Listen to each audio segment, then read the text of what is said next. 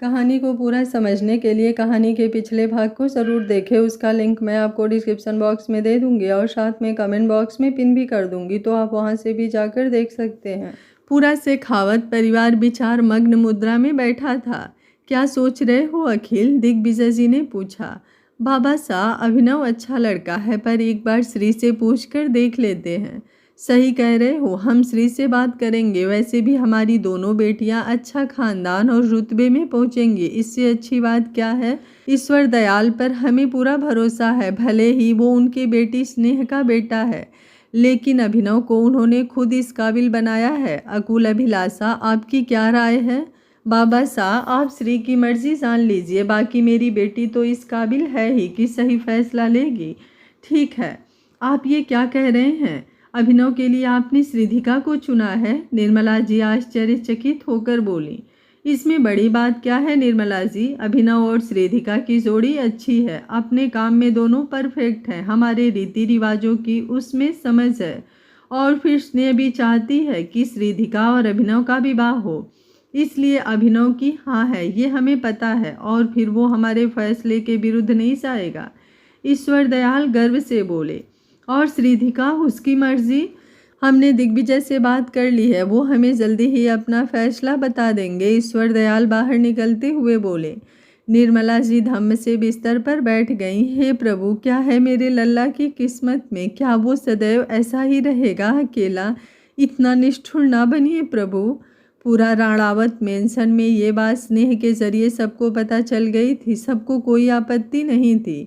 कितना अच्छा होगा अनंत, श्री मेरे पास ही आ जाएगी, परंपरा चहकते हुए बोली। बिल्कुल माई स्वीट लवली वाइफ, अनंत बोला। खुश हो? बहुत, परंपरा उसके गले लग के बोली। दिव्यम जब कंपनी से वापस आया, निर्मला जी उससे मिलने गई। दिव्यम, वो धीरे से बोली। क्या बात है, आपने आज नाम लिया, लगता है सुधर गई हैं। तुम्हारे दादाजी ने श्रीधिका का हाथ अभिनव के लिए मांगा। इतना सुनते ही दिव्यम के हाथ जहाँ थे वहीं रुक गए, मुट्ठियाँ भींच गई, आंखें सुर्ख लाल हो गईं। कुछ कहोगे नहीं दिव्यम? क्या सुनना चाहती हैं आप? कुछ नहीं, एक गहरी सांस लेकर निर्मला जी बाहर चली गईं। उनके जाने के बाद दिव्यम ने अपना हाथ जोर से कांच की टेबल पर मारा। एक धार से तुरंत खून निकलने लगा। टेबल टूटकर बिखर गई और वो वैसे उसके ऊपर से निकलता चला गया। क्यों उसे अच्छा नहीं लगा? क्यों उसे अपनी तकलीफ बढ़ती हुई लगी? वैसे ही सोफे से टिक कर वो सोचने लगा। बाबा साहब, आपने बुलाया था मुझे? हाँ श्री, अंदर आओ बेटा, बैठो। क्या बात है बाबा साहब, कोई बात है? हाँ श्री, आपने हमेशा हमारा मान बढ़ाया है, इसलिए हमने भी आपका कोई भी फैसला आप पर ही छोड़ा है। आज भी हम वही कर रहे हैं। हमने आपके लिए जीवन साथी सुना है। उनकी ये बात सुनकर श्री के कदम लड़खड़ा गए। पूछेंगी नहीं कौन है? कौन? श्री की ज़बान कांप गई थी। अभिनव भदौरिया, तुम तो जानती हो उसे बेटा। हम चाहते हैं कि आप इस बार हमारी मर्जी से फैसला ले, वो प्यार से बोले। श्रीधिका को आगे की बातें सुनाई ही नहीं दी, वो लड़खड़ा गई। श्री, आप ठीक हैं? दिग्विजय जी चिंता से बोले। अखिल, अकुल, सब लोग यहाँ आइए, उन्होंने आवाज़ दी। उन्होंने संभाल के उसे सोफे पर बिठाया। क्या हुआ श्री? सब आकर उसको ऐसे देख एक साथ बोल पड़े। कुछ नहीं पापा, मैं ठीक हूँ। बाबा साहब, मैं अभिनव से शादी नहीं करना चाहती, श्रीधिका दृढ़ता से बोली। क्यों श्री? अभिनव अच्छा लड़का है, स्नेह जी ने खुद तेरा हाथ उसके लिए आगे बढ़ के मांगा है। अभिलाषा आगे बढ़कर बोली। अभिनव अच्छा लड़का है माँ, मैं इनकार नहीं करती, पर मैं उससे शादी नहीं कर सकती, प्लीज़। हाँ तो आज शादी करने के लिए कौन कह रहा है बेटा? सिर्फ तय कर लेंगे, बाकी जब तुम चाहो तभी होगा, अकुल जी बोले। नहीं पापा, तुझे कोई और पसंद है? परम, जो अब तक चुप था, उसने संजीदगी से पूछा। उसके इस सवाल से घर वालों का रुख श्रीधिका की तरफ मुड़ गया। बोलो श्री, जवाब दो। हाँ, वो नज़र उठाकर बोली। कौन? परम बोला। दिव्यम राणावत। उसके मुंह से ये नाम सुनकर दिग्विजय जी बिल्कुल शांत हो गए। श्री, तुझे कोई और नहीं मिला? दिव्यम, अभिलाषा जी बोली। माँ, आप ऐसा क्यों बोल रही हैं? क्या कमी है उनमें? कमी की बात नहीं है श्री, अपने परिवार से उसकी बनती नहीं, खुद का बिजनेस है, नाम है, रुतबा है। पर श्री, वो अपने लिए नहीं सोचता, दूसरों के लिए करता है सब। अपने घर, अपने फ्यूचर की कोई फिक्र नहीं है उसे। पर ये तो अच्छी बात है भैया, श्रीधिका रोते हुए बोली। अच्छी बात है श्री, पर अलग दुनिया है उसकी, किसी से मतलब नहीं है, उसे कैसे एडजस्ट होगी तू उसके साथ। जिसे अपनी फैमिली से मतलब नहीं, उसे तुझसे कैसे होगा। बाबा साहब आप तो बहुत तारीफ कर रहे थे उस दिन उनका, और भाई साहब आप भी तो थे वहीं पर, या फिर सिर्फ किसी की मदद करने वाले लोग दूर से न्यूज़पेपर या टीवी पर ही अच्छे लगते हैं, अपने घर के अंदर उन्हें अपनाने की क्षमता नहीं होती। शांत हो जाइए आप सब, दिग्विजय जी ऊंची आवाज़ में बोले। श्री, क्या दिव्यम भी तुमसे विवाह करना चाहते हैं? अगर करना चाहते हैं तो उन्हें अपने घर में स्वयं बताना होगा, फिर हम कुछ कर पाएंगे। कल तक का समय है आपके पास, फिर आप वही करेंगी जो हमारी मर्जी है। बाबा साहब बस परम, आगे की कोई बात कल के बाद होगी। रात का 1 बज चुका था। श्रीधिका ऑफिस चेयर पर बैठी अपने होशो हवास में नहीं थी। नीलू कब से उससे कुछ पूछ रही थी। श्री, क्या करेगी तू, कुछ बोलेगी? दिव्यम कभी नहीं बोलेंगे। मुझे नहीं पता नीलू, ऐसा तो नहीं सोचा था मैंने, क्या करूं, पर कुछ तो करना पड़ेगा। पर क्या, कौन सुनेगा तेरी बात ऐसे में? अचानक श्री बोली। नीलू टिकट करा मेरी, हम पालन खेत जा रहे हैं, रात की रिटर्न टिकट भी बुक करा देना। घर पर बता दो हम दिल्ली जा रहे हैं। करने क्या वाली है तू श्री, तुमसे जो कहा है वो करो नीलू। वो वहीं बने हुए ऑफिस रूम में चेंज करने चली गई थी। सुबह सुबह निर्मला जी बहुत जल्दी में कहीं जा रही थी। कहीं जा रही हैं निर्मला जी? ईश्वर दयाल की आवाज़ गूंजी। जी मंदिर जा रही हूँ, एक पूजा है जो सुबह जल्दी होनी है। ठीक है जाइए। गाड़ी से उतरते ही उन्हें मंदिर की सीढ़ियों पर बैठी श्रीधिका दिखाई दी। चेहरे पर रात के सफ़र की थकावट, लाल आंखें, बिखरे बाल लिए उन्हें देखते ही वो भागकर उनके पास आई। बड़ी माँ। श्री, क्या हुआ बेटा, ऐसे यहाँ क्यों बुलाया? घर आ जाती, ये क्या हालत बना ली है तुमने? क्या हुआ बच्चा? बड़ी माँ। वो उनके गले लग गई, आँख से आंसू छलक पड़े। रोते हुए घुटनों पर बैठकर उसने अपने दुपट्टे की झोली फैलाई। पलके उठाकर वो बोली, मुझे नहीं पता आप कैसे करेंगी बड़ी माँ, पर मुझे अपना लल्ला दे दीजिए बड़ी माँ। उनसे कहिए अगर उनके जीवन में कोई और नहीं है तो मेरे लिए एक बार सबके सामने शादी के लिए हाँ कह दें बस। मैं किसी और को उनकी जगह पर सोच भी नहीं सकती बड़ी माँ। उसकी ऐसी हालत और बात सुनकर निर्मला जी का कलेजा मुँह को आ गया। तड़प उठी थी वो। फुर्ती से उसके हाथ पकड़ लिए उन्होंने और बोली, नहीं मेरी बच्ची, ऐसी झोली ना फैलाओ। मेरे बस में हो तो सारी दुनिया की खुशियाँ तेरी झोली में भर दूँ, पर दिव्यम कैसे कहूँ, क्या कहूँ? मुझे तो ये भी नहीं पता कि वो क्या सोचता है तेरे बारे में। मैं सब कुछ करूँगी बड़ी माँ, मैंने जाना है, मेरे दिल ने जाना है कि वो इस काबिल है कि उनके लिए मैं किसी के आगे भी झोली फैला सकती हूँ। माँ पार्वती ने वियोग में जी रहे शिव जी को प्राप्त करने के लिए अपना सब कुछ त्याग कर उन्हें पाने की कोशिश की थी। उनका प्रेम ही तो था बड़ी माँ। मैं हर तपस्या कर लेती बड़ी माँ, पर यहाँ तो मेरे शिव जी ही मुझसे रूठे हैं और मुझे ये भी नहीं पता कि उन्हें कैसे मनाऊं। श्रीधिका बिलखते हुए बोली। निर्मला जी ने उसे कसकर सीने से चिपका लिया। ना मेरी बच्ची, तू चिंता ना कर, मैं कुछ करूँगी, ज़रूर करूँगी। मेरे पास सिर्फ आज का वक्त है बड़ी माँ, बाबा साहब ने आज का ही वक्त दिया है। बड़ी माँ मैं नहीं रह सकती उनके बिना, कहकर वो तेजी से रो पड़ी। उसकी पीड़ा देख निर्मला जी नीलू की आंखें भर आई और आदर्श जो नीलू के कहने पर वहाँ आया था, ये सुनकर आश्चर्य से श्रीधिका को देखने लगा। क्या प्यार ऐसा होता है नीलू? उसने नीलू के कंधे पर हाथ रखकर पूछा। ये श्री है आदर्श, तुम्हारा भाई, इसकी खुद की जिंदगी से बढ़कर है, ये कुछ भी करेगी उसके लिए। भाभी, वो तुरंत बोला। रोती हुई श्री ने मुड़कर देखा, आदर्श खड़ा था। आप चिंता क्यों करती हैं? अब से मैं आपको भाभी ही बोलूँगा, आखिरकार आप दिव्यम भाई की होने वाली वाइफ जो हैं। श्रीधिका को तब भी असमंजस में देख आदर्श बोला, मैंने कभी अभिनव भाई और दिव्यम भाई में फ़र्क नहीं किया, इसलिए चिंता छोड़ दीजिए भाभी। नानी चले, आपको दिव्यम भाई से बात करनी है ना, अभी इसी वक्त। उसका ये रूप देखकर नीलू बहुत खुश हुई। चलती हुई निर्मला जी ने मुड़कर एक बार श्री की तरफ देखा, फिर अपनी आंखों से इल्तिजा कर रही थी वो। उन्होंने पलकें झपका दी। आदर्श, गाड़ी दिव्यम के ऑफिस ले चलो, वो दृढ़ संकल्प करके बोले। ओके नानी। ऑफिस में बैठा दिव्यम कुछ ज़रूरी काम करने की कोशिश कर रहा था। पर उसका दिल लग ही नहीं रहा था। रह रह के वही श्री का चेहरा उसके सामने आ रहा था। तभी केबिन का गेट खुला। निर्मला जी अंदर आई। आप यहाँ? हाँ, मुझे कुछ बात करनी है। बोलिए। तू आज घर पर सबके सामने श्रीधिका से शादी के लिए हाँ बोलेगा? क्या आपको पता है आप क्या बोल रही हैं बड़ी माँ? मुझे पता है तू ऐसा ही करेगा, ये मेरी जिद है। आप भूल गई हैं आपसे बड़ा वाला मैं जिद्दी हूँ, दिव्यम पलटकर बोला। निर्मला जी को पता था कि इतना आसान नहीं होने वाला, इसलिए पूरी तैयारी से आई थी। तुम ऐसा ही करोगी दिव्यम? वो चिल्लाते हुए बोले। गुस्से में उसने पलटकर टेबल पर हाथ पटकते हुए कहा, नहीं करूँगा, नहीं करूँगा। मैं किसी को अपनी ज़िंदगी में लाकर आपके पति की नफ़रत की लिस्ट में शामिल नहीं करूँगा, वो चीखते हुए बोला।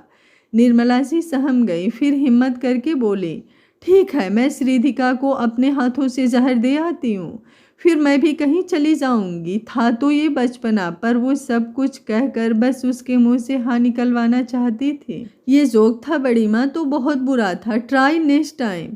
हाँ, जोक ही तो है सब। एक लड़की अपने आत्मसम्मान को ताक पर रख पागलों की तरह पूरी रात सफ़र करके तेरे लिए मेरे आगे झोली फैलाकर घुटनों के बल बैठी थी। ये मजाक ही तो है। जिसके पास सब है, खूबसूरती, पावर, पैसा, नाम, वो फिर भी तेरे लिए दीवानी हुई जा रही है। वो मजाक ही तो है। अरे तू क्या जाने लल्ला, जो आज मैंने उसकी आंखों में देखा। अगर तूने हाँ नहीं बोला तो वो मर जाएगी।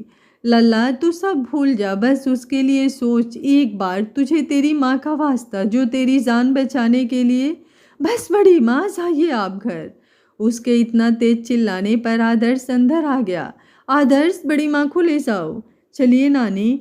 दिव्यम, आखिरी बार उन्होंने पुकारा। वो सर झुकाए बैठा रहा। वो जानती थी आज उन्होंने वो बोलने की कोशिश की जो उसे तकलीफ देता है, पर वो भी मजबूर थी। उसे वहां से निकालने वाली आज मिल गई थी। वो उसे उसकी जिंदगी में लाना चाहती थी। निर्मला जी के जाने के बाद उसने टेबल का सारा सामान एक झटके में नीचे फेंक दिया। गुस्से में उसने आंखें बंद कर ली। उधर श्री घर के लिए निकल चुकी थी। पूरे रास्ते वो बेचैन रही। जितना वक्त बीत रहा था वो पागल सी हो रही थी। शाम का 7 बज चुका था। दिव्यम की गाड़ी गेट के अंदर आई। निर्मला जी कब से उसका ही इंतजार कर रही थी। घर के सभी लोग हाल में थे। स्नेह भी पूरे परिवार सहित यहीं। कल दिग्विजय का फोन आने वाला था, इसलिए आज ही आ गई थी। बड़ी माँ, बता दीजिए श्रीधिका के घर वालों को कि दिव्यम उससे शादी करना चाहता है। उसके इतना कहते ही पूरा घर उसकी तरफ मुखातिब हुआ। ये क्या बकवास है दिव्यम? सबसे पहले सवाल अनंत ने किया। मैं एक बात दोबारा नहीं बोलता। तो जो तुमने एक बार बोला है उसका ही मतलब बता दो। स्नेह अभिनव का मुंह देखते हुए आगे बढ़ी।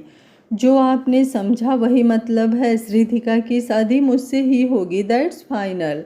बाबा साहब देख रहे हैं ये क्या बोल रहा है? हर बार की तरह ये फिर घर की खुशियों पर ग्रहण बन रहा है। स्नेह रोते हुए बोली। इतना सुनते ही दिव्यम गुस्से से सबकी तरफ देखा। सब शांत हो गए। जो मैं हूँ वो तो मैं रहूँगा ही ना, वो अकड़कर बोला। श्रीधिका तुमसे कभी विवाह नहीं करेगी। वो एक समझदार अच्छी लड़की है। हमने जैसा सोचा है वैसा ही होगा। ईश्वर दयाल गर्व से बोले।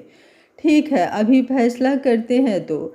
मिस्टर निश्चय राणावत फोन लगाएंगे। पहले तमीज़ से बात करना सीख लो दिव्यम। मैं तमीज़दार लोगों के बीच नहीं रहता। प्लीज़, टाइम नहीं है मेरे पास, जल्दी। ईश्वर दयाल ने इशारा किया। अनंत ने आगे बढ़कर लैंडलाइन से फ़ोन करके स्पीकर पर डाल दिया।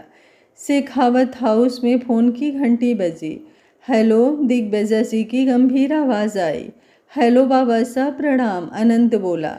प्रणाम जमाई साहब, कहिए कैसे फ़ोन किया? कहते हुए अच्छा नहीं लग रहा, पर घर के सभी लोगों को बुला लीजिए और फ़ोन इस स्पीकर पर कर दीजिए। ठीक है, दिग्विजय जी अंदाज़ा लगाते हुए बोले। थोड़ी देर में सब लोग हॉल में आ गए। कहिए जमाई साहब, क्या कहना है? इस बार अखिल जी बोले। इधर से निश्चय जी बोले। दिव्यम का कहना है कि वो श्रीधिका से शादी करना चाहता है और बाबा साहब आपसे अभिनव के बारे में पहले ही कह चुके थे। कोई टेंशन वाली बात नहीं है। बस आप कहते हुए अच्छा नहीं लग रहा। क्या श्रीधिका को बुला सकते हैं? देखिए अखिल जी, हम मानते हैं कि थोड़ा अजीब लग रहा है। हमने हमारे बच्चों को खुलकर अपनी बात रखने का हक तो दिया ही है। पहले से ही इस बात का अंदाज़ा जानते हुए अखिल जी नज़र उठाकर दिग्विजय जी की तरफ देखा। उन्होंने पलकें झपका दी। श्रीधिका फ़ोन पर आई और इधर उसकी आहट जानकर दिव्यम ने फ़ोन अपनी तरफ कर लिया। श्रीधिका, उसकी आवाज़ आई। उसकी आवाज़ में अपना नाम सुनकर श्री एकदम खिल उठी। कितना तड़पी थी उसके मुंह से अपना नाम सुनने को। वो आसपास सबको देख संभालते हुए बोली, जी शादी करोगी मुझसे? दिव्यम ने डायरेक्ट पूछा। माहौल शांत हो गया। दोनों तरफ के लोग बिल्कुल निःशब्द हो गए।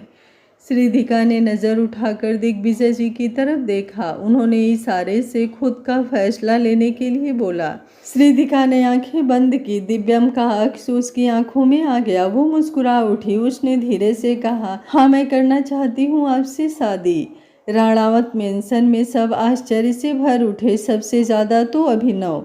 निर्मला जी जो अब तक चुप थी, एक संतोषजनक मुस्कान उन्होंने आदर्श की तरफ देखी। माहौल गंभीर हो गया। ईश्वर दयाल आगे बढ़कर बोले, दिग्विजय क्या आप सहमत हैं? हाँ ईश्वर दयाल, जब बच्चे करना चाहते हैं तो हम क्या कर सकते हैं। ईश्वर दयाल ने एक गहरी सांस ली। ठीक है, हम आपसे बाद में बात करते हैं, और फ़ोन डिस्कनेक्ट कर दिया। दिव्यम आगे बढ़कर निर्मला जी से बोला, बड़ी माँ सारी बातें क्लियर कर लें आप खुद। शादी सिंपल सी होनी चाहिए, कोई दिखावा नहीं। जिसे आना हो आए, जो ना आना चाहे वो ना आए, डोंट केयर। ओके बड़ी माँ, कहकर वो रूम की तरफ चला गया।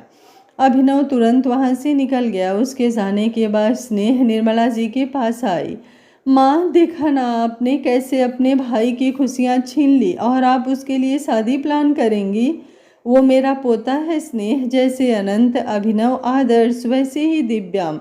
और किस खुशी की बात कर रही हो? श्री सिर्फ दिव्यम की है, देखा नहीं तुमने? उसने खुद कहा है उसने कभी अभिनव को वैसी नज़र से देखा ही नहीं। तो कौन सी खुशी?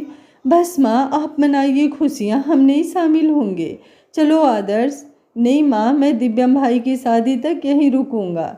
आदर्श तुम भी क्या माँ? कोई गलती नहीं है दिव्यम भाई की, जो जिसका है उसी को मिल रहा है। आदर्श उन्हें समझाते हुए बोला। देखा भाभी आपने कैसे ये बोल रहा है। स्नेह शांत हो जाओ, दिव्यम की मर्जी जो है वो वही करता है, उसके कौन मुंह लगे। नीला जी बिफरते हुए बोले, बहू सही कह रही है स्नेह, जो होना था हो चुका, अब कोई मतलब नहीं है हमें। जिसे जो करना है वो करे। सब लोग अपने काम पर जाओ, ईश्वर दयाल आदेश देते हुए बोले।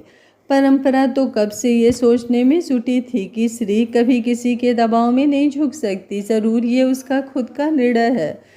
उसने अनंत को एक नज़र देखा, जो अब भी चिढ़ा बैठा था। अकुल, हमारी बेटी खुश तो रहेगी। बहुत देर से चुप अभिलाषा बेड पर बैठे अकुल की तरफ देखकर बोली, पता नहीं अभिलाषा, अब सब भगवान के ऊपर है। दिव्यम से हमें कोई शिकायत नहीं है, हर गुण है, बस उसका गुस्सा, उसकी बेपरवाही, अपने लिए ना सोचना। जिंदगी सीरियस तरीके से कभी सोचता ही नहीं। मैं मिला था उससे पहली बार एक कॉन्फ्रेंस में। किसी की अपने आगे चलने नहीं देता, अजीब सा जिंदगी से नाराज सा है। अकुल कुछ सोचते हुए बोले, फिर मुड़कर अभिलाषा को देखा, टेंशन ना लो, सब ठीक हो जाएगा। आज फिर से खावत परिवार ईश्वर दयाल की हवेली में पधार चुका था, लेकिन इस बार ना ही कोई वैसी खुशी, ना ही कोई किसी काम की उत्तेजना थी। सब एक जद्दोजहद में थे। दिग्विजय जी ने शादी को मंजूरी दे दी थी, पर एक आंतरिक पसोपेश में वो भी थे। पर उसके उलट नीलू, निर्मला, आदर्श सब बहुत खुश थे। विवाह की तैयारियां एक सिंपल समारोह में ही रखी गई थी। हल्दी मेहंदी एक ही दिन में रख लिए गए थे। बर पक्ष से सिर्फ निर्मला जी और आदर्श ही सब कुछ कर रहे थे, बाकी कोई इंटरेस्ट नहीं दिखा रहा था। सबके इस रिश्ते से अपनी अपनी शिकायत थी। नीला जी ने हमेशा अनंत को दिव्यम से आगे रखा और वो इसमें सफल हुई, पर फिर भी दिव्यम का कुछ बिगाड़ नहीं पाई। और आज उनकी खुद की बहू से 2 कदम आगे रहने वाली श्री उसकी पत्नी बनने वाली है। अनंत शर्ट के बटन बंद करते हुए अपनी सोच में था कि परंपरा आकर बोली, अनंत, क्या मैं श्री के लिए कुछ नहीं कर सकती? मेरी बहन है वो। देखो परंपरा, तुम करना चाहती हो करो, पर मुझसे उम्मीद मत रखना। ठीक है। इतना कहकर वो ऑफिस निकल गया। वो श्री के रूम की तरफ बढ़ गई। श्री वो रूम में आकर बोली, दी वहाँ क्यों खड़ी हैं? आइए ना, एक बात पूछूं, तू खुश है? परंपरा बैठते हुए बोली, हाँ दी, मैं बहुत खुश हूँ। उसके चेहरे की चमक परंपरा के सारे सवालों का जवाब दे गई। उसने मुस्कुराकर उसके गाल पर अपने हाथ रख लिए। श्रीधिका, दोनों ने मुड़कर देखा। निर्मला जी हाथ में कुछ बॉक्स पकड़े खड़ी थी। आइए बड़ी माँ, वो खड़ी होते हुए बोली। अरे बैठो, दोनों देखो। उन्होंने उन जड़ाऊ कंगन का बॉक्स खोल दिया। ये आज से तुम्हारे हुए श्री, मैं पहना दूं बड़ी माँ, जेठानी हूँ मैं अब तो। क्यों नहीं, ये लो। परंपरा ने वो कंगन श्री के हाथों में डाल दिए। उसको देखते हुए परंपरा बोली, सही कहती थी आप बड़ी माँ, ये कंगन बने ही श्री के लिए हैं, बहुत खूबसूरत है। अच्छा अब चलिए हल्दी चढ़ा दें आपको, दिव्यम को हल्दी लगाकर अभी आ रही है। परंपरा, अपनी माँ और चाची को बुलाकर ये रस्म देख लो बेटा। ठीक है बड़ी माँ, परंपरा ने कहा। दिव्यम का नाम सुनकर श्री की आंखें चमक गई। उनके जाते ही परंपरा धीरे से बोली, देखना हो उन्हें तो देख लीजिए, हल्दी के बाद नहीं देख पाएंगी, हम मदद कर सकते हैं, जैसे आपने हमारी की थी। नहीं दी, तो ठीक है, चलिए हल्दी लगवाने। मतलब हाँ दी, तो फिर चलें। ये तेरी सहेली कहाँ मर गई? मैं यहाँ हूँ दी। जो आप काम करने को अब बोल रही हैं वो मैं करके आई हूँ, नीलू स्टाइल से आते हुए बोली। चल श्री, जल्दी कर। अरे कहाँ नीलू, तुझे देखना है ना अपने उनको, तो चल। गार्डन में जहाँ हल्दी की व्यवस्था थी वहीं एक जगह येलो कुर्ता पहने, जिसकी स्लीव्स फोल्ड किए, वो लैपटॉप लिए बैठा था, माथे पर झूलते बाल, जिन्हें दिव्यम हाथ से बार बार सही कर रहा था। श्री का दिल धड़क उठा। कितने दिनों के बाद उसने उसे देखा था। आंखों में आंसू छलक पड़े। पास खड़ी नीलू ने परंपरा से धीरे से कहा, देखा दी आपने, जहाँ लड़कियाँ अपनी झलक दिखाने के लिए लड़कों को आगे पीछे घुमाती रहती हैं, अगर उन्होंने एक बार भी याद करके कॉल नहीं किया तो पता नहीं कितने दिन तक लड़ती हैं। वहीं इसको देखो, उसने एक नज़र नहीं देखा उससे, पर एक शिकायत नहीं श्री के पास, उल्टा ये देखने आई है। सही कहा नीलू, बहुत प्यार करती है ना श्री दिव्यम से, ये देखकर भी आपको बताने की ज़रूरत है। नीलू हंसते हुए बोली। श्री श्री चलें, नीलू आकर बोली। वो खोई हुई ही बोली, चलो कल ये तुम्हारा ही होगा, जी भर कर देख लेना। हल्दी हो जाने के बाद सिंपल तरीके से ही मेहंदी भी श्री के हाथों में सज गई। निर्मला जी ने हर काम रीति रिवाजों से ही करवाया था, क्योंकि वो जानती हैं शादी विवाह में दिखावे तो इंसान ने अपनी रुतबे को दिखाने का जरिया बनाया है। शादी तो दो आत्माओं के मिलन को इन रीतियों के सहारे ही ईश्वर का आशीर्वाद प्राप्त होता है। कमरे की बालकनी में खड़ी श्री आज भी दिव्यम के रूप की तरफ देख रही थी। हवा में उड़ते हुए बाल संभालते हुए उसने अपने हाथों में सजे उसके नाम को देखा। खुशी से भरी मुस्कान श्रीधिका के मुंह पर आ गई। कैसी है उसकी प्रेम की पराकाष्ठा। उसे कुछ नहीं चाहिए प्रेम में, वो बस प्रेम करना जानती है।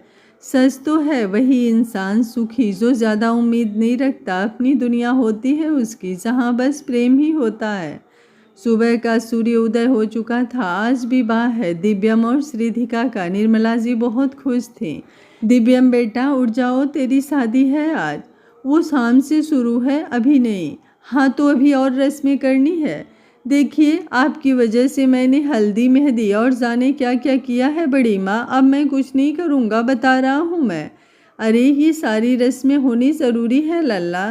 पहले आप ये मुझे लल्ला लल्ला बुलाना बंद करो। पर लल्ला अब कोई ब्लैकमेलिंग नहीं बड़ी माँ, सिर्फ शादी होगी, दैट्स इट। उनकी बात काट कर अपने कंबल को पैर से हटाते हुए ज़मीन में गिराते हुए वो उठकर बाथरूम में चला गया। उसके उस फैले हुए कमरे को देखकर निर्मला जी ने ठंडी सांस भरी और बोली, एक तरफ वो श्री जिसके परफेक्शन के चर्चे हैं, और एक मेरा लल्ला जिसे उसका पी भी नहीं पता। उसके कमरे को साफ करने के लिए महेंद्र को स्पेशली बोलकर वो और व्यवस्था करने चली गई। रात होते ही ब्यूटिशियन ने अपनी कलाकारी दिखाते हुए श्रीधिका को सजा दिया। अभिलाषा जी ने उसे देखा तो उनकी आंख भर आई। पारंपरिक राजस्थानी लिबास, हाथों में भरी चूड़ियाँ, कसरारी आंखें, डार्क मेहंदी से सजे हाथ, पैरों में भारी पौजेब, कमर में कमर पेटी, गले में भरा हुआ जोधा हार। आज श्री माँ गौरी का रूप लग रही थी। सुंदरता तो थी पर उसे ज़्यादा उसमें तेज था उसके प्रेम का तेज। भावना जी ने आगे बढ़कर उसकी नज़र उतारी और उसे मंडप की तरफ लेके चलने लगी। मंडप सज चुका था। क्रीम कलर की शेरवानी, मैरून पगड़ी, साइड से वेलवेट शॉल, गले में बेस कीमती मनकों की माला, चेहरे पर अद्भुत रूप उतर आया था दिव्यम के। और जैसे ही सजी सवरी श्रीधिका को उसके पास बिठाया गया, एक संपूर्ण सौंदर्य के दर्शन का अनुभव हर किसी ने किया। अभिलाषा, भावना और निर्मला जी की स्वयं नज़र उन पर टिक गई। आंखों ही आंखों में उन तीनों ने उनकी नज़र उतारी। निश्चय और नीला एक पारिवारिक समारोह की तरह शामिल थे। परंपरा बहुत खुश थी पर अनंत के साथ साइड में खड़ी थी। स्नेह और अभिनव तो आए ही नहीं थे पर शांतनु जी और आदर्श आए थे। विवाह मंडप में बैठे दिव्यम ने अपने पास बैठी श्रीधिका की तरफ मुड़कर देखा। नज़र थम गई उस पर उसकी। प्यारी सी सुंदर सी लड़की जो उसकी पत्नी बनने वाली थी। और श्रीधिका, उसकी तो अंतर मन में एक ऊर्जा का संचार हो रहा था। पास बैठे हुए दिव्यम को हर समय नज़रों में उतारने की चाहत रखने वाली आज उसकी तरफ नज़र उठाकर देख भी नहीं पा रही थी। जानती हूँ पार्ट छोटा है लेकिन मेरा भाई आकर बैठा है मुझे मायके ले जाने के लिए और मैं आप लोगों की इच्छाओं और उम्मीदों को पूरा कर रही हूँ। मुझे तो लग रहा था आज पार्ट बन ही नहीं पाएगा पर थोड़ा बातों में वो व्यस्त हो गया तो मैं जल्दी जल्दी पूरा करके आज का पार्ट दे रही हूँ। तो शिकायत तो आप लोग आज बिल्कुल मत कीजिएगा, बस कहानी को एंजॉय कीजिएगा। आज का पार्ट आप लोगों को कैसा लगा कमेंट बॉक्स में अपनी राय ज़रूर दीजिएगा। कल श्रीधिका और दिव्यम के शादी में आना बिल्कुल मत भूलिएगा। उम्मीद करती हूँ कहानी को आप लोग एंजॉय कर रहे होंगे। अगर मेरे द्वारा लाई गई कहानियाँ आप लोगों को अच्छी लगती है तो वीडियो को एक लाइक ज़रूर करिएगा। Thank you for watching. मिलते हैं कहानी के अगले भाग में, तब तक स्वस्थ रहिए, मस्त रहिए, अपना ख्याल रखते रहिए।